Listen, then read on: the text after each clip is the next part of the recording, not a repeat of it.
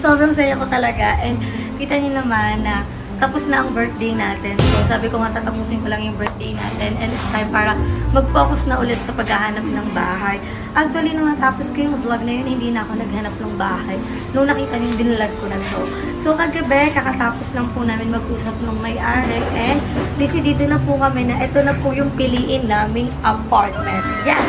Tama kayo ng pagkakarinig. Pero, bago po ang lahat na yan, gusto ko lang po magpasalamat sa lahat po na nagpasaya sa aking 22nd birthday, ang Jesvin, ang Earn the World Tour, ang JK Stop Las Piñas branch, yung mga friends ko, yung family ko. Thank you so much sa pagsama na makaselebrate yung birthday ko. And syempre sa lahat po ng bumate.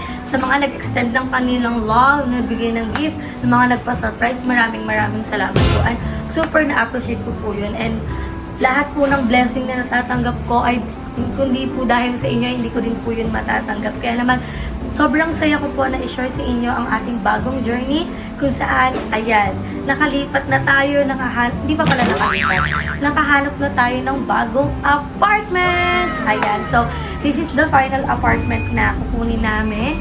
I mean, dito na talaga, ito na yung pinaka-final sa lahat ng nakita namin through social media ng mga bahay is ito na talaga yung napili namin dahil ito yung mga pinaka magiging accessible sa lahat, magiging convenient sa akin dahil walking distance lang sa trabaho natin. Kaya naman, samahan niyo ako dahil hindi pa ito yung pag-tour natin pero ipapakita ko sa inyo kung ano yung mga kailangan natin ipaayos dito. Tulad ng mga nababasa ko sa comment na dapat daw yung may-ari yung magpapintura, yung magpalagay ng ilaw, ng mga dormer. Pero kung kinausap ko naman si Madam, ay binigyan naman nila tayo ng discount na madadala naman natin for the lifetime hanggang magstay tayo dito. Kaya pumayag na din ako na ako na yung mag-shoulder. Kasi sa last apartment ko is ganun din naman ako. So tara, ipapakita ko sa inyo kung ano yung mga kailangan kong ipaayos dito. Or parang hindi naman sobrang renovate. Isa na dito is yung ating pintura dito sa labas.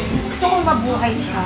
Gusto ko siyang maging maganda, maging maaliwalas. Kasi nung katabi namin is bahay din ng may-ari. So, nakita namin kagabi, naglilipat na din sila. So, tayo, magkatabi lang yung may-ari. And isa po sa mga papaayos natin is yung papintura and paparemove natin yan. So, dito sa labas, may ilaw na. Pero, sa kasi, sa loob, wala pa talaga. Kaya, pili ko mag-vlog kasi anong oras pa yung break ko. Kaya sabi ko, mag-break na ako para makapag-vlog ako. And, ayan, pakapinturahan lang natin ng brown. Siguro pakulayan ko to ng, anong magandang to, pintura. Comment down below kasi upload ko to today. And isang pintura lang baka isang gusto lang.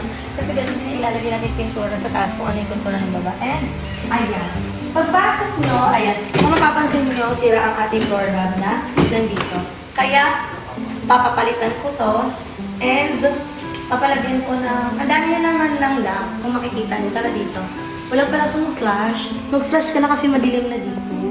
So ipapaflash muna natin kay Daddy Paul. Flash ka na dad kasi madilim na here. Madilim na mida. Ayan. So, ayan. May mga dami na siyang double lock. Ayan. Dalawa na yung triple lock na nga siya. Actually, triple lock. And isa to sa papalitan natin. Yung door lock. Kailangan na natin makaalis. And kung mapapansin nyo, meron na ditong upuan. Iniisip ko kung makatanggal ko ba ito or hindi na. And, ayan. Ito ay, ayan may mga upuan na mesa na dito. So, parang okay naman siya. Titignan ko pa kung ano yung reading isa na. And medyo madumi pa guys kasi di pa naman na kami nakakapabili na. So sa likod, andun yung dirty kitchen and CR. And ito ay buong kitchen area. And ito ay ipapatanggal natin. Ipapatanggal natin ito kasi hindi naman natin yung kailangan. Tsaka hindi siya maganda sa bahay. And kung mapapansin nyo, okay naman na yung pintura dito sa baba. Kumbaga, white na talaga siya. Wala nang problemahin dito. Pero isa sa mga, yan, nung papunta doon is papalagyan ko yan ng cortina para maging maayos siya. And tara, akit tayo sa taas. So, ang hagdan natin ay, hindi naman mawala yung pagkain natin doon. Ewan ko. Nakabahan ako, hindi na mawawala. So, step 1, 2, 3, 4, 5, 6, 7, 8, 9, 10, 11, 12, 13, 14, 15. Ayan, meron tayo 15 steps. And kung makikita nyo dito, isa din siya sa papalitan ko. Itong ating linoleum. And dito muna tayo sa kabila. Parang, iniisip ko pa guys kung ano yung pipiliin kong kwarto. Kasi dito, nandito na din sa baka ng aircon, kung makikita niyo, may nakaabang na. And, check natin kung saan magiging pwedeng ilagay talaga yung aircon. Kasi syempre hindi naman tayo naka-window type, naka-split type tayo. And ito yung room na, sabi ni Kuya sa baba, nakataw siya sa floor, pero based on ano naman, okay naman siya, di ba? Naman siya babaksa. And, kasi kahoy ito, pero parang sa baba parang may nakaano naman siya. Nakabato, di ba? So, ayan. Iaan din natin yung concern. And, talaga yung parang chinek ko talaga bago ako mag-vlog para makita ko kung ano yung sasabihin ko sa inyo. Itong mga wallpaper na to, tatanggalin ko yan. Yan, madali lang naman yung tanggalin. And siguro maganda talaga dito blue yung pintura. Ay, may ilaw pala. O, may ilaw nga dito. Na may hirap. Nilisip kung dito kami magkakwarto or hindi. So, ayan, may ilaw na. And dito naman sa kabila, alaki pa ng space natin na lang dito. Ayan. So, wala naman tayo mabibigat na gamit. Sadyang mataas lang talaga yung step ng ating hagdan. So, dito ay pwede ka pang maglagay ng cabinet siguro or pwede kahit ano pa yung pwede mong ilagay dito. Ayan, may nakalagay na dito parang mesa. And, eto naman, parang kasi ito yung bed ko kwarto. Kasi parang isang straight lang siya. Parang okay na dito na lang tayo, no? Kasi, pag dito tayo, ayan, pwedeng ilagay dito talaga yung aircon, tapos tatakpan lang natin ito para hindi sumingaw yung ating aircon. So, may mga saksakan na din dyan. Ay, yun na. Pag-i-extension tayo here. Yun kasi may saksakan. Pero, feel ko ito talaga yung mas bet kong kwarto talaga. Ito yung mas napagaan ng aking loob. So, parang dito na talaga kami. Although, mas malaki yung kabila. Pero kaya naman siya.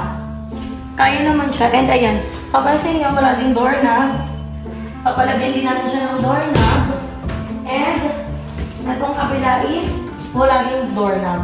So, talagay din natin yung doorknob. So, ito yung mga kailangan natin palitan.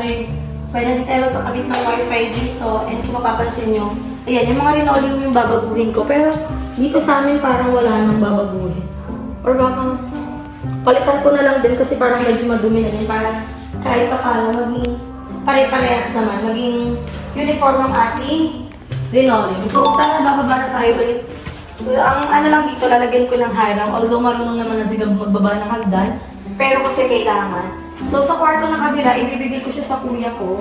Kasi syempre kailangan din naman sa sarili ng privacy. Ayun. Ingat-ingat lang tayo sa hagdan namin daw. Kasi medyo mahaba ang ano na, mataas. So, ayan. Tinignan ko naman yung kisame. Ayan, ang maganda dito guys ay hindi binabaha. O, di ba? Perfect siya. Hindi siya binabaha. So, i-start ko na itong ipalinis para pagdating bukas nila papa na magpipintura, pagbili natin ng mga materials is makapag-start na sila ng pintura. So, bibili din tayo ng mga linoleum. So, yun lang ang ating mini update. And, syempre kailangan din na mag-data sa yung mga ano dito. May mga sira na talaga na kailangan ipaayos. Pero ito hindi ko na ito ipapaayos kasi hindi naman na-open. Ma-open naman to. Pero basag na kasi talaga yung jealousy niya. So, start na siya ng cleaning tomorrow. Ipapalinis ko na siya para maging maayos na ang ating tahanan. And excited na ako. So, sana samahan niyo po ako sa journey namin na to. And hingal na hingal po ako sa video. So yun, babalik din kami kagad ng store kasi super bilis lang talaga. And kung mapapansin niyo po, sa last vlog ko, na-vlog ko to, may parang naka-cartoon doon na ano, na effect. Ginawa ko po yun para sa privacy namin, para hindi niyo po makita kung saan po yung pinaka-address namin. Kasi isa po sa iniiwasan ko na naman is, mabiktima na naman po ako ng fake. And may mga parcel po ako na dumadating dito na hindi naman sa akin nakapangalan. Tapos, wala naman akong in-order tapos darating dito. So, may message na kagad natin yung may-ari kasi dito na din kagad tayong lumipat. Dahil dapat December 15 pa po yung lipat namin. Pero sayang naman yung ibabayad ko sa last apartment. Kaya hanggang before end of November nakalipat na po kami dito. And marami pa tayong kailangan asikasuhin dito. And excited na ako, kailangan ko na dyan bumili ng ilaw para maging maliwanag ang ating tahanan. So, ayan guys, babalik tayo mamaya. Babalik na tayo sa JK kasi patapos na yung ating break and doon na tayo kakain. So, samahan niyo ako doon and magchichikahan tayo doon sa JK Samgyupsal! So, ayan, tapos na tayo kumain and back to work na ang atake ng Airlove na to. And nagpalit na rin ako ng damit. So, sa isang araw kailangan ko ng madaming baong na damit kasi, yes po, Fill out po. Table number 10. Tatlong set A lang po siya. Total niya po, sir, 597 po. 3 set A, table 10 po. I received 600.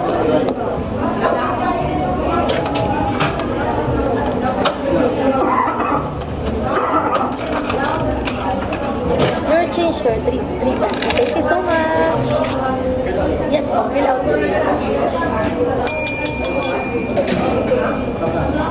Ayos ko yun. Jay, pa-check naman ako table 13. Bayad na yung table 10 ah. Table 10 pa-check ako, no leftover. Yes. Table 13. Hindi, table 10. Bayad na siya. No leftover lang. Titingnan ko. Mamaya na pag wala na siya. Ay, so habang nag-vlog, nag-ano tayo. Ay, may tumatawag. Wait lang po. Okay na, table 13. Table 13. Dalawang set A po, dalawang total niya po 488. I received 500 po. Okay na po. Thank you so much, sir. Yes po. Anong table po sila, madam? Table 5. Table 5 pa, check. Apat na set A, apat na unli drinks po. Total niya po 936. Table 5 pa, check ako. Baka po may 1 peso po sila. Thank you for your change po, 65 pesos. Thank you so much. So, ayan. Nagpa-vlog habang nagtatrabaho. Yun ang atake niya. Wait lang. Nalito na talaga sa resibo. So, ayun. Wala pa rin akong cashier. Kaya ako yung nag-ano. Table, 5, 10, and 30. So, bayad na sila. Hindi pa nga nakaliptin. Haggard pa ang A above. Diretso ko. Yun nga, tulad ang sinabi ko, kailangan ko ng 3 damit kasi ang masangit na tayo. Okay na? Thank you! So, ikakat ko muna, guys, kasi tumatawag si Sir Kyle, si Kevin. So, baka important. So, balikan ko na lang kayo mamaya. So, yun nga mga bags. Katapos na ang call namin ni Sir Kevin. And, pasensya na kung mahina yung voice. Malalaksan ko na lang sa editing. Wala talaga akong mic. And tapos na nga tayong pumunta dun sa bahay. At tinawag ko na din siya sa may-ari para malinis na siya. At para tomorrow, pag ginawa yung pintura, is okay na siya. Hindi na siya ganun kadumi. Kasi syempre mahirap din naman maglinis na from the start talaga, from the scratch. Kaya ginawa namin is, pinalinis na namin sa may-ari. Which is hindi naman yung plan nila. And happy ako kasi nagawa na din kagad yung tubig, tapos yung kuryente namin. So, ang galing lang ng may-ari kasi minake sure nila may magagamit kami dahil na malapit na din kaming lumipat. So, ayun lang naman yung magiging eksena natin for today's video. And ayun, nagpalit tayo ng outfit kasi ang may samgyup na tayo. So, magpapalit tayo. And syempre nakakaya naman sumakay naman pag ang samgyup tapos umuwi tayo. So, hindi lang ito para vlog para sa journey natin. And syempre gusto ko pa rin i-promote ang ating trabaho kung saan tayo nagtatrabaho and sa lahat ng mga vlogs na ito. Kaya naman, sa mga next natin dyan, sa mga viewers natin dyan, alam kong natatakaw na kayo sa samgyupsal, sa JK Samgyup. Kaya naman, ang panghinihintay nyo, sumugod na kayo sa may pinakamalapit na branch. So, meron tayong Cavite branch, nandun ang 6 na branch ng Cavite. Meron tayong 2 sa Laguna,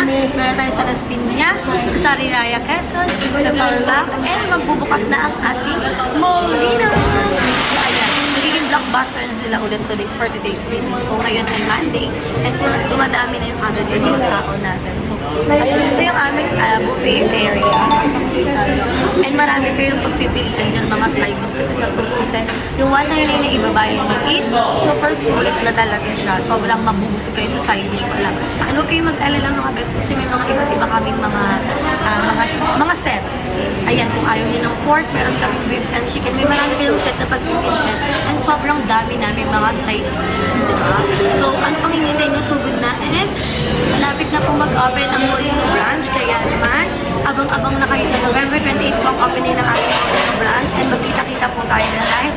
Tuwing opening ng JK, kahit may abay pa lang ng JK is nandito.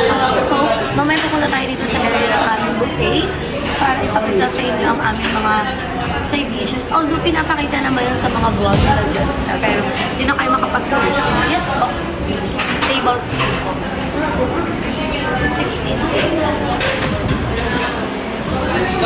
Balik 8 person po sila. Yes. Pa-check na lang po ako. 8 na set A, 8 po na alid drinks. Ito na. Set A, 8 po na alid drinks. Yes. Thank you po. Total niya po 1,807. Ayan, so magkakaroon na tayo ng pila kasi gabi. Pa-check na lang ako sa leftover. Ayan, yun din. Kumbaga sa isa din sa mga concern ko bilang sa manager na ito, marami akong nai-encounter na mga customer na hindi talaga sila nagbabayad ng leftover kahit may matira sila. Pero rules is rules po kasi talaga. Kaya nga naka-buffet, ibig sabihin, naka-unlimited, ibig sabihin, kayo po yung may alam kung gano'n po kadami yung kakainin. Hindi po namin kontrolado. Lagi naman po namin yung pinapaalala na no leftover po talaga. And lagi kami nakukumpara sa ibang store. Diba? Pero kasi, ako talaga matigas na matigas pa. Rules is rules talaga. Hindi ako papayag na kahit kainin mo ko ng buo, kahit awayin mo ko. Rules is rules. Minsan nagbibigay naman ako ng consideration tag sobrang konti lang naman as in kung 3 peraso na. Go. Pero kung ang dami pang karnipe, tapos sandamak na kumuha ng lettuce, tapos hindi ko umuusan. Kasi ayaw magbayad ng leftover. And pero mas happy ako kasi mas marami akong na-encounter na mga customer na mababait na. And hindi naman natin yan may iwasan, pero hindi talaga totoo ang customer is always right. Hindi ako naniniwala dyan. Kasi naging customer din naman ako. And now, pag nagkakaroon ng problem, tinatawag yung manager para magkaroon ng communication. Pero now, ako na yung nakakaranas. Pero ako talaga, strict sa strict. Ganon. Rules is rules talaga. Kasi syempre, sayang naman yung leftovers. Hindi naman yung nakain ng staff. Hindi rin naman namin yung hindi rin naman namin kinakain. Diba? So, sayang din talaga kasi syempre, may ragabang pagkain din. Sayang. Kaya, dapat kunin lang natin kung ano yung kaya natin ubusin. So, kaya naka-duty muna tayo. And yun lang naman yung update natin for today's video. And abangan nyo pa tomorrow kasi mamimili na tayo ng mga gamit sa ating bagong apartment. And sobrang excited na ako mag-start doon sa ating journey doon. Kasi syempre, back to reality ulit. Parang back to zero tayo. Kasi from sa pag-aayos ulit. And okay lang yan na ako yung gumastos. Okay lang ako yung bumili ng doorknob kasi for privacy din namin yun. Tsaka safety, di ba? So okay lang kasi papakinabangan din naman natin at magiging presentable ang ating bahay. Ano yan, sir? Order? Ano yan, sir? Yung table 10 po, magpapalit sila na Sangyup Queens. Napunch ko na yan, table 10. Dalawa sila? Sa Sangyup Queens na lang daw sila. Pero may cucumber pati allergies na din. Meron pa rin. Tsaka drinks. So, kailangan na natin yung phone natin dahil i-void na. Nandito yung 10. Na talagang kunin mo na lang. Pa-checkan lang ako ng Kaya kalender. yung network saka yung Sis. Thank you. So, yun lang naman ang ating kaganapan for today's video. And i-end na natin itong vlog na to. And supportahan niyo ako dahil mag-vlog na tayo everyday. So, dito na natapos ang ating video. Don't forget to like and share this video.